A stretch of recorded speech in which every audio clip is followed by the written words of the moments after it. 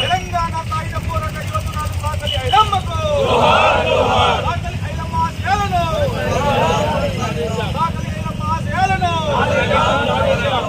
సాకలి ఐలమ్మ ఆశయాలు ఆశయాలు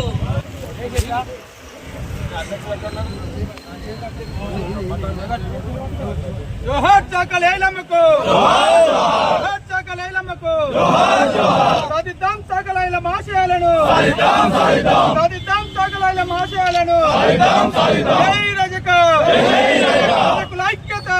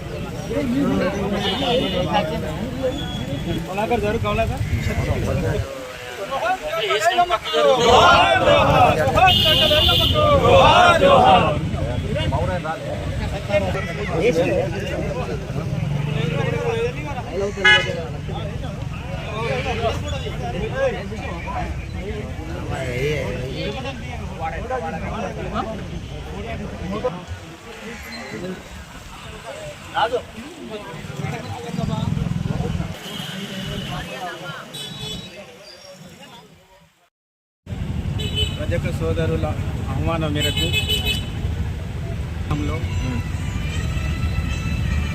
39వ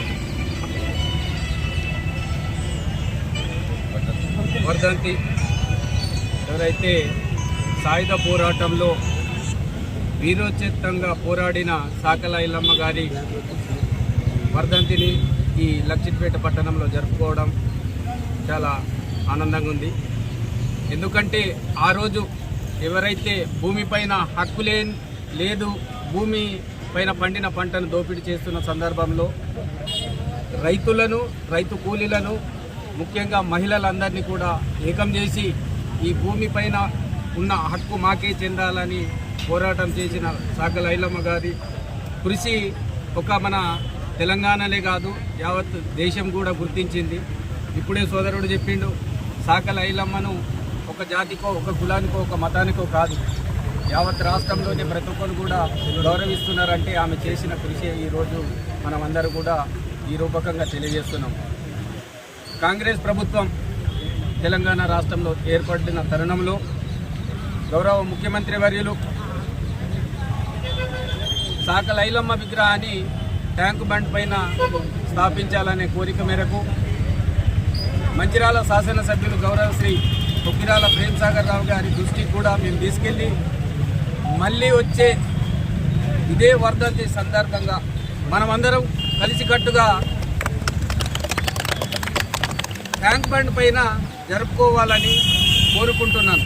ఎందుకంటే ఈ రజకుల అనేది ఒక కులానికే సంబంధించిన వ్యక్తి కాదు, అది ఒక పెద్ద శక్తి అని ఈ సందర్భంగా తెలియజేస్తున్నాను. సాధ్యమైనంత వరకు మీకు ఎటువంటి సమస్యలు ఉన్నా కూడా మా దృష్టికి తేండి, గౌరవ శాసనసభ్యుల దృష్టికి మేము తీసుకెళ్తాం. వారి ద్వారా గౌరవ ముఖ్యమంత్రికి తెలియజేస్తూ మీ సమస్యల పరిష్కార మార్గంగా పనిచేస్తామని ఈ సందర్భంగా తెలియజేస్తున్నాం.